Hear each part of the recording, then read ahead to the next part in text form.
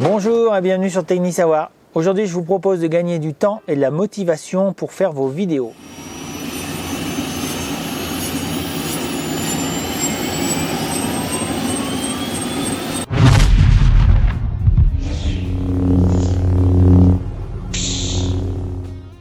Pour faire des vidéos, comme pour n'importe quelle activité, c'est pas l'outil qui fait le travail. Néanmoins, il peut bien nous faciliter la vie. Et quand c'est plus facile, c'est plus motivant de faire les choses. Je sais pas vous, mais moi, avoir les pattes d'un trépied dans les pattes pendant que je travaille, ça m'angoisse. Déjà, ça prend de la place au sol. Il faut y faire attention, il faut l'éviter, pas se prendre les pieds dans la rallonge. Il faut pas lui mettre un coup de barre de fer dans la tête parce que la tête, c'est votre caméra. Et si comme moi, vous envisagez ou vous tournez déjà toujours dans un même lieu régulièrement, autant avoir un outil dédié et toujours prêt pour positionner votre caméra et filmer. Aujourd'hui, je vous propose de créer un bras pour caméra permanent, que ce soit pour votre studio, votre atelier ou votre bureau. C'est parti pour la construction. Je vais filmer le reste en time-lapse et on se retrouve à la fin pour tous les choix techniques et les explications sur le fonctionnement de ce bras de caméra. A tout de suite!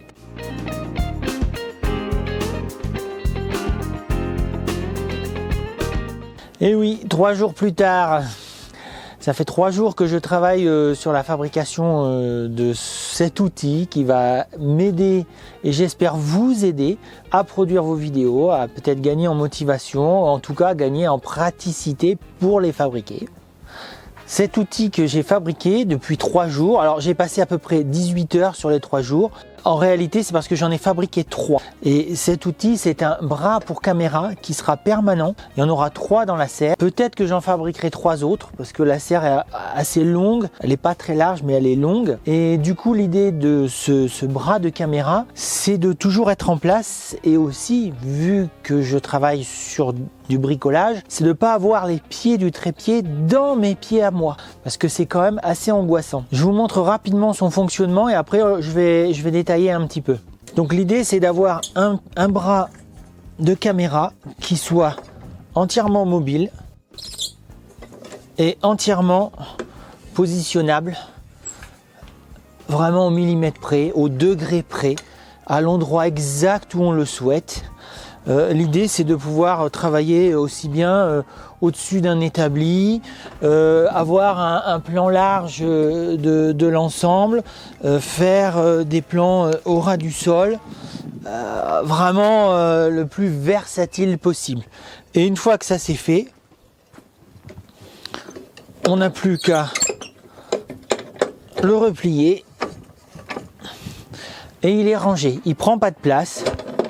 On l'a pas dans les pattes, que ce soit en dehors des moments où on produit des vidéos ou pendant qu'on produit des vidéos. Pour moi, ce pied, il a une fonction vidéo parce que l'idée, c'est de filmer ce que je vais fabriquer. Ça servira également dans le studio qui sera pour les vidéos de Energy-DC, qui est mon autre chaîne. Mais évidemment, c'est un bras qui peut servir à plein d'autres choses. On peut soit s'en servir de support d'éclairage, on peut s'en servir en adaptant une pince au bout qui peut être un 3e bras pour les gens qui bricolent et qui ont besoin d'avoir un soutien en plus plutôt que de poser un truc avec une pince, un truc aléatoire. Ce bras, vous pouvez le diriger, le fixer également dans sa rotation et du coup il vous sert de support, de 3e bras pour ceux qui bricolent même si vous ne vous filmez pas. Donc j'espère que ça sera aussi utile pour vous.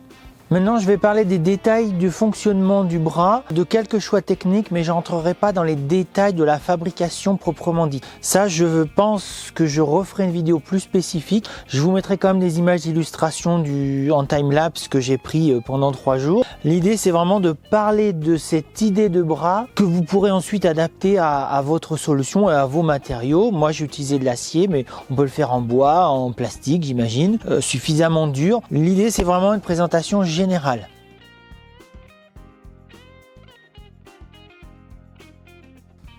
La première partie du bras, donc c'est la partie achetée que je n'ai pas voulu tenter de fabriquer.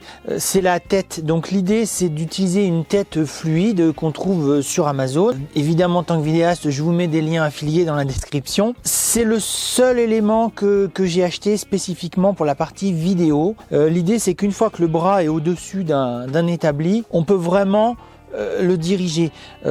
Également, en fonction de la taille de votre studio ou de votre atelier, l'idée c'est de pouvoir filmer en panoramique de manière vraiment sympathique. Ensuite, sur cette tête, donc l'idée c'est vraiment de s'en servir dans la vidéo. Donc soit pour ceux qui se filment avec un smartphone, il y a les solutions du glyph qui est vraiment... alors ça c'est super pratique, c'est tout petit, ça vaut 40 € je crois, mais c'est vraiment bien.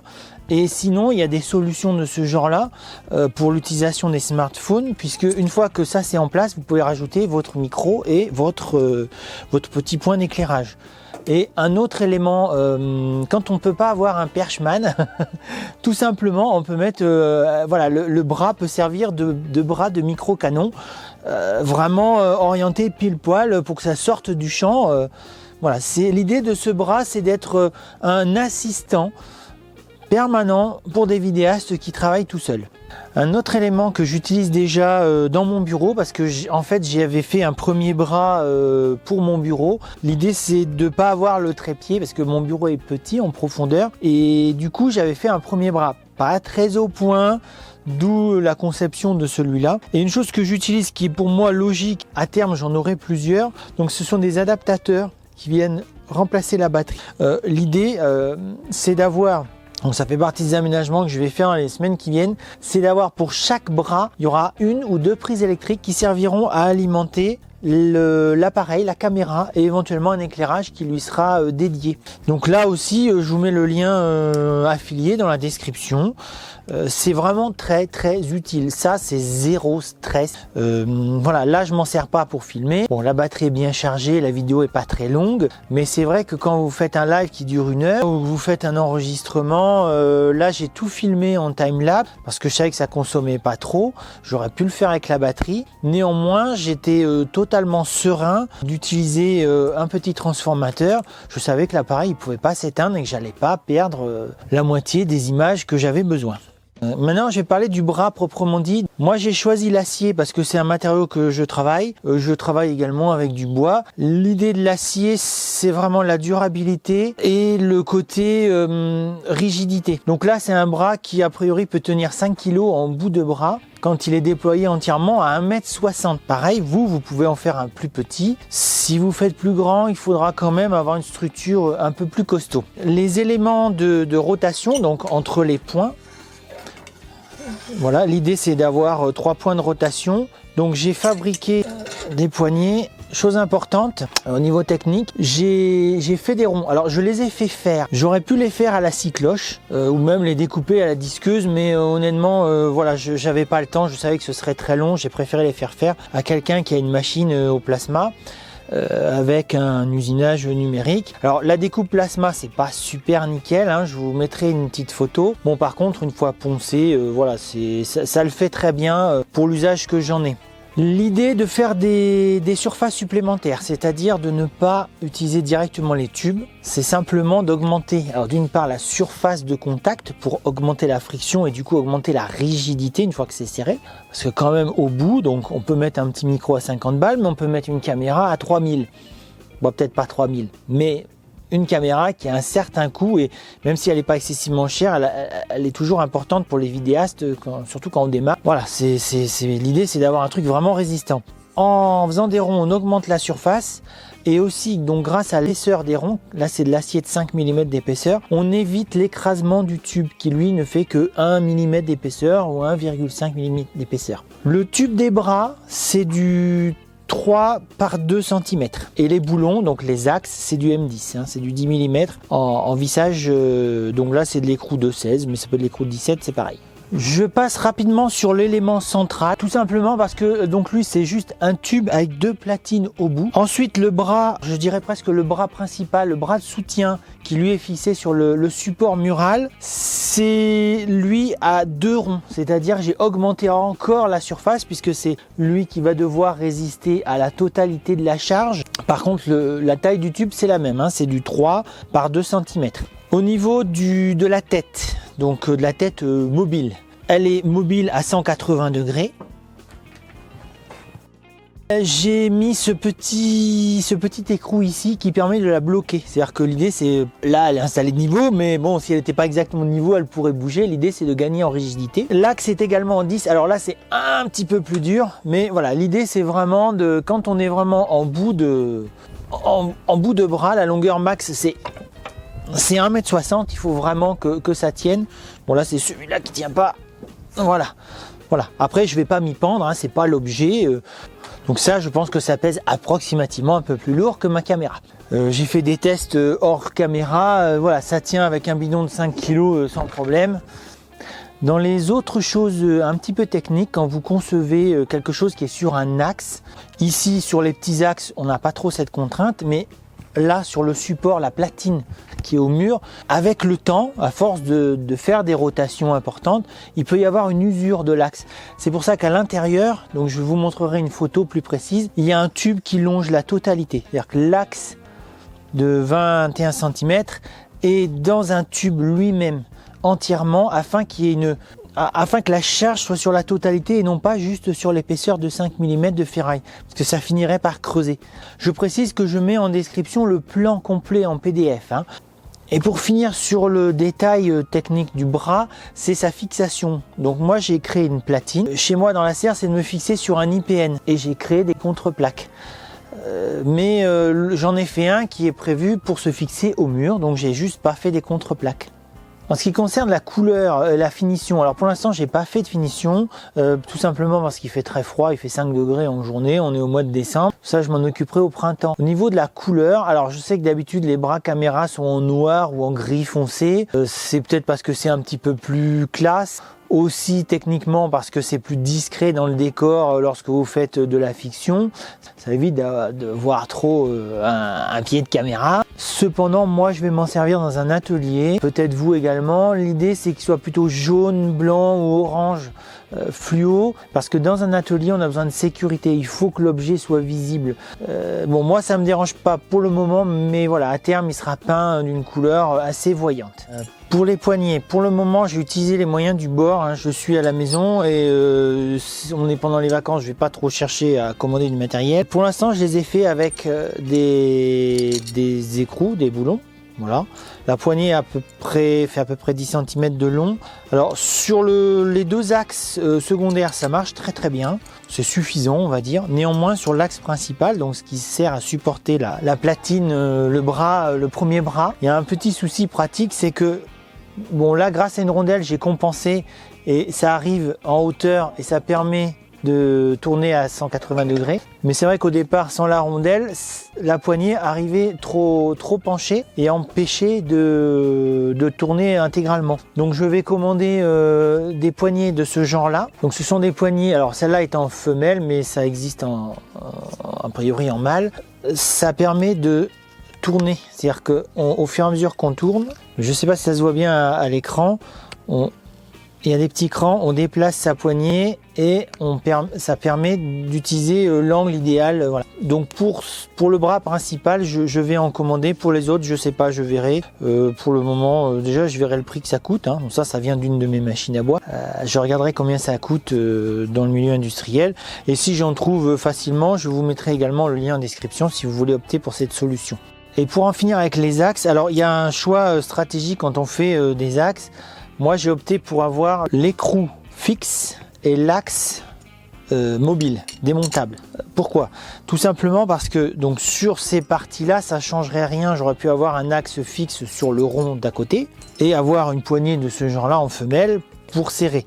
Sauf que cette solution n'aurait pas fonctionné sur le principal, parce que la contrainte pour que ça fonctionne bien, que ce soit facile à serrer, c'est d'avoir qu'une poignée. Et là, comme j'avais besoin d'un axe traversant complet, il aurait fallu que j'ai deux poignées pour serrer. Et du coup, c'est pas optimum au niveau fonctionnement et dans l'utilisation.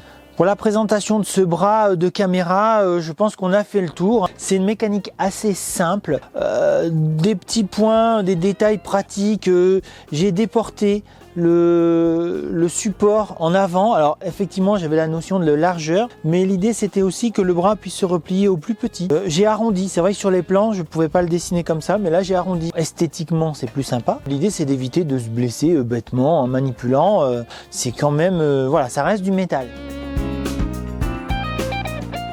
Pour finir, je vous propose quelques idées d'adaptation de ce bras, notamment par rapport à la platine. Donc c'est une platine qui est entre guillemets standard. Si vous n'avez pas le temps ou pas la possibilité, vous pouvez à la limite fabriquer un seul bras mais 5 platines. à mettre à plusieurs endroits. C'est très facile à défaire, hein. Il suffit d'enlever l'axe, enlever le support de bras, vous le mettez, vous remettez l'axe.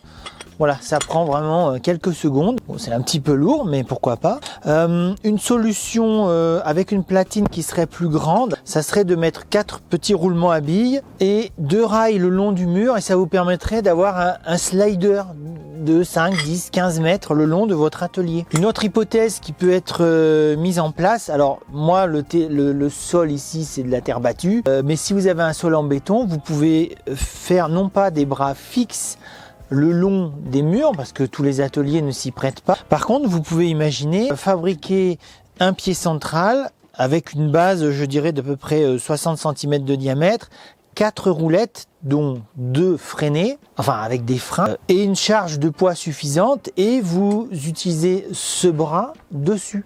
Et comme ça vous fait un bras qui peut vous suivre partout, et sans avoir un trépied. Parce qu'un trépied, la base, c'est environ 1 mètre de diamètre. Donc si vous pouvez réduire ça à 60 cm ou à 50 cm, c'est beaucoup plus ponctuel, c'est beaucoup plus droit, et ça vous dérangera beaucoup moins dans votre travail. L'autre idée, c'est que des fois dans les ateliers, on a des rallonges électriques, les trépieds, alors à moins d'être des trépieds vidéo assez chers et vraiment stables, c'est vite fait de prendre le pied et de tout faire tomber. Si vous avez un truc à roulette suffisamment massif, franchement le machin il tombera pas, parce que la rallonge elle n'arrivera pas à s'y accrocher, ou même un petit coup avec une barre qui passerait à côté ne pourra pas le faire basculer, parce que vous aurez une forte masse ponctuelle. Vous ne serez pas sur un truc qui est posé sur 3 pieds.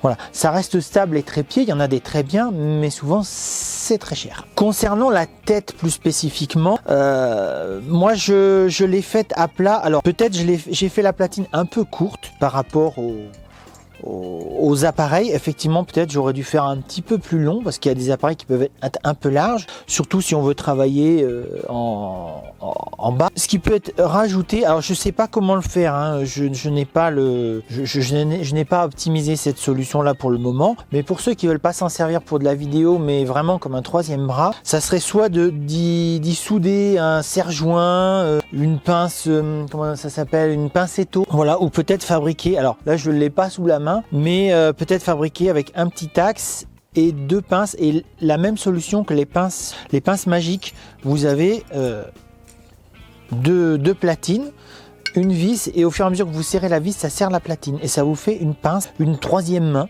qui serait quand même super pratique. Souvent quand on bricole tout seul, voilà, on aimerait bien avoir 2 bras de plus. Pour ceux qui ont un atelier carré, vous pouvez être tenté de faire un système au plafond. Alors là, l'idée du système au plafond, elle est pas mal. Ça vous obligera à un bras plus long. Dans mon idée, si je faisais un système comme ça, le premier bras, le bras principal support, bon déjà en étant plus long, serait plus gros. Éventuellement, il serait doublé. Mais surtout, ce premier bras, sur son axe, serait monté avec un vérin électrique. Ça permet de, une fois plié la partie basse, fixé au droit, de remonter l'ensemble au plafond sans que ça vous dérange. Et pour l'axe, moi je vous propose 2 solutions qui existent. Alors la solution un peu bizarre, plus difficile à avoir, c'est de récupérer une platine rotative de siège de voiture. C'est assez large. Bon, j'en ai récupéré un. Bon, je m'en sers pas pour cet usage. Et sinon, un truc qui est vraiment solide, c'est de prendre un moyeu arrière de véhicule. Tout simplement, c'est très résistant. Ça a en plus un petit côté amortisseur, un peu comme une tête fluide, parce que c'est fait pour mouvoir un véhicule. Et là, on lui demande juste avec notre force, et du coup, ça permet vraiment de faire des mouvements rotatifs fluides. Après, me demandez pas comment le fixer ou le tourner, ça je vous laisse faire. On est au bout de cette vidéo, j'espère que cette présentation de ce bras pour caméra mais aussi pour bricoleur vous sera utile. Si c'est le cas, merci d'y mettre un pouce en l'air. On se retrouve dans les commentaires pour ceux qui ont besoin d'informations complémentaires, sur le Slack Technique d'ici où on peut parler bricolage de manière plus générale. Et vous pouvez également me retrouver sur Instagram où je mets régulièrement des photos des créations que je fais et des créations en cours qui soient liées soit à Technisavoir, soit à Énergie d'ici, mon autre chaîne où je parle des énergies renouvelables. Je vous dis à très bientôt pour de nouvelles vidéos.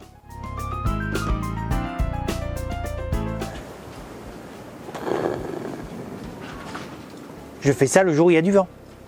Normal. C'est la malédiction des vidéastes, ça. Là, je suis en YOLO total, j'ai pas scripté. Ça enregistre. Ça caille. L'air de rien, il fait 5 degrés là. Bon, ça cadre un peu bas mon truc, mais... Super coiffure, hein. Pour les archives, pensez à allumer la caméra quand on veut enregistrer. Ça enregistre? Oui, ça semble enregistrer. Peut-être avec des améliorations, mais honnêtement, là, j'ai passé beaucoup de temps à réajuster certains éléments. Je pense qu'il est parfait. C'est comme ça. Si vous pensez que ce bras vidéo peut être utile à quelqu'un d'autre, merci de partager la vidéo. Ça pourra servir à plusieurs mondes. Ouais, plusieurs univers même. Hein, et acheter des glyphes à 45 €. Vraiment. Si vous en achetez 10, je peux en acheter un autre. Paradoxalement, c'est le plus dur, c'est de finir la vidéo. Et je vous dis à très bientôt. C'est chiant comme fin. Program complete.